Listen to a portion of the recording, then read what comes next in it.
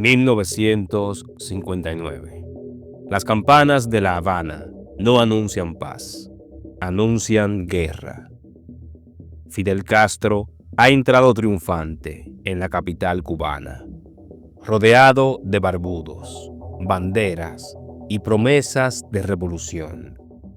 El mundo lo observa con asombro y con miedo. Al otro lado del Caribe, en Santo Domingo, un hombre que lleva casi 3 décadas gobernando con terror, no puede dormir tranquilo. Rafael Leónidas Trujillo, el jefe, el dictador más longevo y sanguinario de la región, percibe en la revolución cubana una amenaza mortal. Y es que Castro no solo derribó a Batista. Castro es el fantasma que anuncia que cualquier tirano puede caer. El Caribe, que antes sonaba a sabor, azúcar, música, baile, gozo, se convierte de un golpe en un ajedrez del juego geopolítico de la Guerra Fría. Estados Unidos, la CIA, la mafia, mercenarios, dictadores, todos querían su parte. En medio de ese escenario, Trujillo toma una decisión desesperada. Si Fidel Castro no es eliminado pronto, la chispa de Cuba cruzará el mar y encenderá fuego en su propia casa. Así nace uno de los planes más oscuros y olvidados de la historia del continente. Una invasión secreta, financiada con dinero sucio, armas y mercenarios. El objetivo era entrar a Cuba y destruir la revolución en sus primeros meses de vida. Lo que Trujillo no sabía es que, como tantas veces en la historia, la traición vendría desde adentro y que Fidel estaba esperando con una trampa perfecta. Rafael Leónidas Trujillo, el benefactor de la patria, el generalísimo, el jefe, títulos que escondían a un dictador que gobernaba República Dominicana como si fuera su hacienda personal. Un hombre paranoico hasta el extremo. Desconfiaba de ministros, militares y hasta de su propia familia. Y que en 1959 nacía un nuevo enemigo. Uno que lo desvelaba por las noches y que se llamaba Fidel Castro. Trujillo había visto cómo el dictador Fulgencio Batista, protegido por Washington y de la mafia, caía en cuestión de meses ante una guerrilla que apenas contaba con un puñado de hombres al inicio. Para él, aquello no era solo un cambio de gobierno en la isla vecina, era una advertencia. Si Cuba pudo arder, Santo Domingo también podía ser pasto de las llamas. El régimen trujillista estaba asentado sobre sangre y miedo. Miles de dominicanos habían sido asesinados, desaparecidos o obligados al exilio.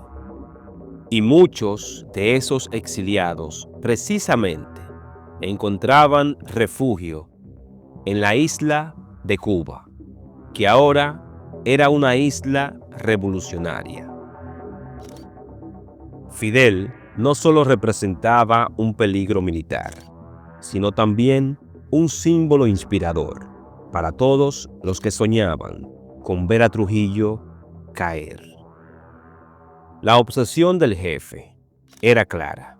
Había que cortar de raíz la revolución cubana antes de que echara raíces en todo el Caribe. Si Castro no era eliminado, el ejemplo de la Sierra Maestra sería replicado en cada rincón de América Latina. Así, Trujillo decidió hacer lo que mejor sabía: organizar una conspiración sangrienta. Pero esta vez no se trataba de un ajuste de cuentas interno, ni de una purga contra opositores en su país. Ahora su enemigo estaba en La Habana, y el objetivo era nada menos que asesinar al hombre que se había convertido en el nuevo mito del continente. Ese sería el origen de lo que se conocería como la Legión Anticomunista del Caribe, la gran apuesta desesperada de un dictador que veía su reinado llegar a su fin. El miedo de Trujillo no eran los cañones de Cuba. Su verdadero terror era el contagio, que el ejemplo de Castro se convirtiera en un espejo donde el pueblo dominicano se atreviera a mirarse. La paranoia de Trujillo se convirtió en un plan. Y, como en la Guerra Fría, todos los planes tenían hilos detrás moviéndose de manera oculta, este plan también contaba con el apoyo, no de forma directa, de Washington. El dictador dominicano dio luz verde para la creación de una fuerza irregular, la Legión Anticomunista del Caribe, más conocida como la Legión del Caribe, un ejército improvisado, formado por mercenarios de toda clase, exiliados cubanos, batistianos, fugitivos de otras dictaduras, aventureros sin bandera, todos unidos por el dinero de Trujillo y por la promesa de derrotar a Fidel Castro. Trujillo no estaba solo. La CIA, aunque sin comprometerse públicamente, observaba con interés el proyecto. Washington aún no había decidido cómo lidiar con Fidel Castro, pero cualquier intento que debilitara a la revolución cubana era bienvenido. Fue así como aparecieron personajes oscuros, como Frank Bender, agente norteamericano, encargado de facilitar apoyo logístico y contactos. En Cuba, el plan se apoyaba en un grupo ya existente, el Segundo Frente Nacional del Escambray, creado como alternativa política por sectores del Partido Auténtico y con el respaldo de la Embajada norteamericana en La Habana. Entre ellos figura un personaje peculiar, del que ya hablamos en este canal: William Alexander Morgan, un mercenario estadounidense que se había ganado cierto prestigio en la guerrilla, pero que pronto jugaría un papel inesperado en el desenlace de la trama. La idea parecía simple, aunque en realidad era temeraria: desembarcar en Trinidad, en el centro de Cuba, cerca de las montañas del Escambray, generar caos en la retaguardia del régimen castrista, coordinarse con los insurgentes internos para simular una insurrección generalizada y finalmente provocar el derrumbe del joven gobierno revolucionario. Trujillo estaba convencido de que Castro caería igual de rápido como cayó Batista. Lo que no sabía era que su operación ya estaba condenada antes de comenzar. La inteligencia cubana había infiltrado a la conspiración y uno de sus aliados se convertiría en el traidor que entregaría todos los detalles a Fidel Castro. En todas las guerras secretas, las traiciones pesan más que las balas, y esta operación no fue la excepción. En el corazón de la conspiración estaban dos figuras claves: Eloy Gutiérrez Menoyo, jefe del Segundo Frente Nacional del Escambray, y William Alexander Morgan. Menoyo debía ser el pilar del levantamiento interno que se sincronizaría con la invasión. Sin embargo, lo que ni Trujillo ni Washington sospechaban era que el propio grupo de Menoyo ya estaba penetrado por la seguridad del Estado cubano. La revolución había logrado infiltrar agentes en todos los círculos opositores. Entonces, aquí ocurrió algo inesperado. Morgan, el mercenario norteamericano, sintió que su doble juego lo estaba llevando demasiado lejos. Temía ser descubierto por Castro, pero también desconfiaba de sus propios compañeros conspiradores. Ante la posibilidad de acabar fusilado como un traidor por cualquiera de los bandos, tomó una decisión calculada. Entregó a Fidel los detalles de la invasión. En una jugada magistral, el Estado Mayor rebelde utilizó esa información para diseñar un plan de engaño.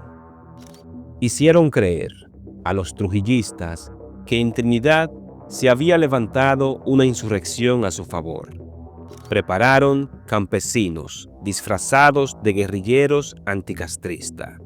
Simularon combates con explosivos y hasta montaron escenas de caos.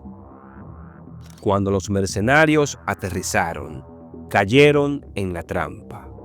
En cuestión de horas, las fuerzas revolucionarias neutralizaron a la mayoría de los invasores.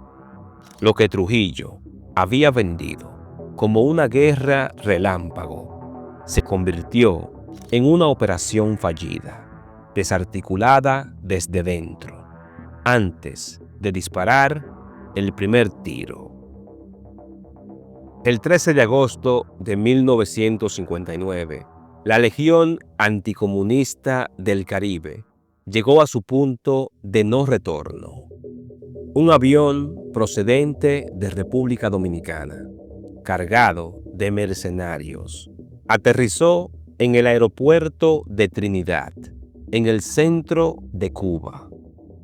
Los hombres de Trujillo esperaban encontrar un levantamiento popular en marcha, un pueblo en armas, dispuesto a recibirlos como libertadores.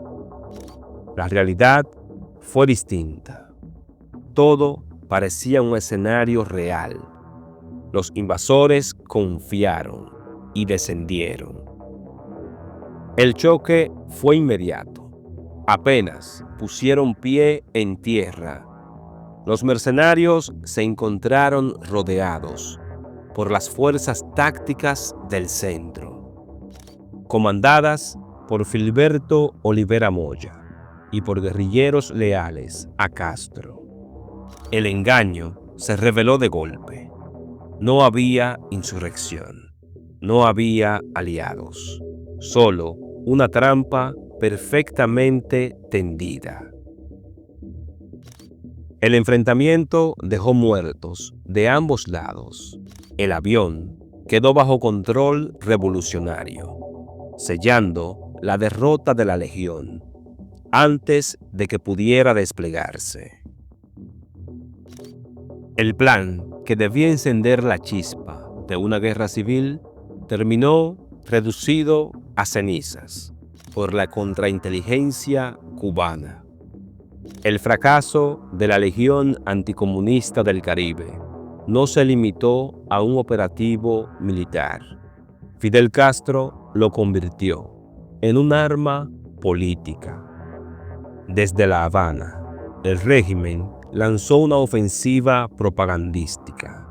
Periódicos, radios y discursos transmitieron la noticia como prueba irrefutable de que el pueblo cubano estaba unido frente al imperialismo y sus cómplices.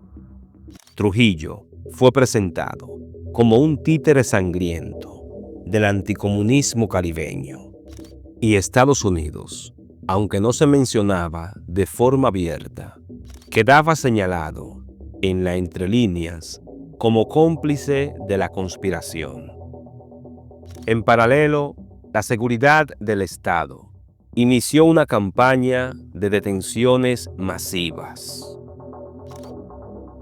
Entre el 7 y el 13 de agosto de 1959, decenas de conspiradores internos fueron capturados en La Habana, Managua y San Antonio de los Baños, muchos de ellos vinculados al segundo frente del Escambray, que había sido infiltrado desde hacía meses. Las cárceles se llenaron de sospechosos. Los juicios sumarios y las ejecuciones reforzaron la narrativa del enemigo interno. Al presentar pruebas de la invasión y de las redes de exiliados apoyados por Trujillo, el gobierno cubano consolidó su control sobre la población y justificó un aumento del aparato represivo. Lo que había comenzado como un intento de derrocar a Fidel Castro terminó legitimando aún más su poder.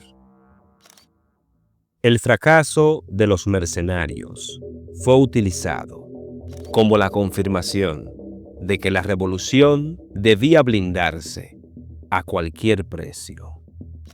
El dictador dominicano Rafael Leónidas Trujillo había apostado, había financiado armas, mercenarios y logística. Soñaba con ver a Fidel Castro humillado, expulsado del poder, como un simple aventurero. Pero la realidad fue otra. La Legión Anticomunista del Caribe no solo fracasó, sino que fue desmantelada rápidamente y convertida en espectáculo por la propaganda cubana.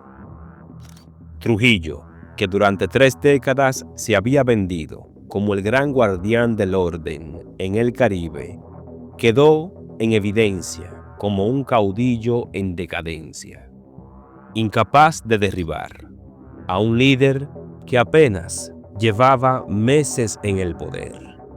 Sus intentos de mostrarse como defensor del continente frente al comunismo se transformaron en una burla. Un dictador envejecido que enviaba mercenarios que fueron derrotados por campesinos disfrazados de contrarrevolucionarios. La comunidad internacional también tomó nota. Mientras Castro ganaba prestigio como símbolo de resistencia frente a las agresiones externas, Trujillo se hundía en el descrédito. Washington, que lo había tolerado durante años, comenzó a verlo más como un problema que como un aliado. En Santo Domingo, la frustración fue total. El fracaso no solo dejó pérdidas económicas y militares, sino también una herida política. Trujillo había mostrado su miedo a Castro y lo vulnerable que era frente a un enemigo que, paradójicamente, terminaría sobreviviéndole en el tablero del Caribe. Trujillo jugó su última carta con este intento de invasión. Esto no solo mostró su desesperación, sino lo aislado que estaba en el tablero internacional. Estados Unidos, que antes había tolerado sus excesos por conveniencia anticomunista, comenzó a verlo como un estorbo. La CIA tomó nota de su fracaso y en silencio lo marcó como un dictador prescindible.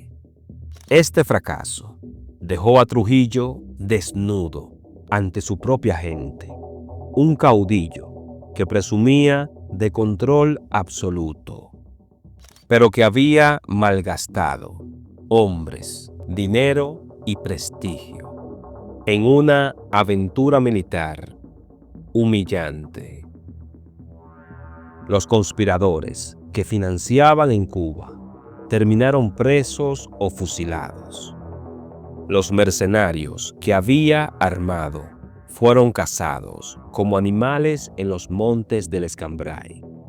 La propaganda de Fidel Castro convirtió ese fracaso en una victoria épica. Un pequeño país revolucionario que derrotaba no solo a un dictador caribeño, sino a toda la maquinaria de la reacción continental. El mensaje era claro. Mientras Trujillo caía en la trampa, Cuba fortalecía su mito de invencibilidad. Para 1961, Trujillo ya no era el benefactor todopoderoso, sino un cadáver político en espera de su ejecución. El Caribe estaba cambiando. Fidel se consolidaba. Washington preparaba nuevas ofensivas. Y en Santo Domingo, el miedo se transformó en odio silencioso.